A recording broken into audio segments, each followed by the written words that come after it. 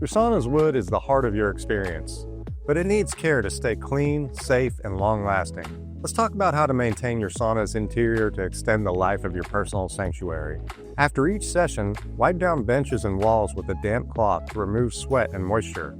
For weekly cleaning, use a mild soap or a sauna-safe cleaner like Clean Spa Sauna Wood Cleaner to prevent stains and deodorize without damaging the wood or adding harmful chemicals. Once a year, lightly sand benches with 120 to 220 grit sandpaper to remove stains and restore smoothness. Reapply sauna-safe oils or protective treatments like a sauna finish to enhance moisture resistance and prevent mold. Proper ventilation is key. After each session, prop up ductboards and leave the door open for at least 30 minutes. Running the heater for 30 minutes post-cleaning will help dry out any remaining moisture. Ready to give your sauna the care it deserves?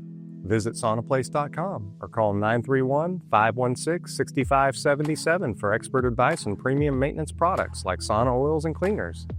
Be sure to subscribe for more tips and remember to protect your investment today, because a well-cared-for sauna is a lifetime of relaxation.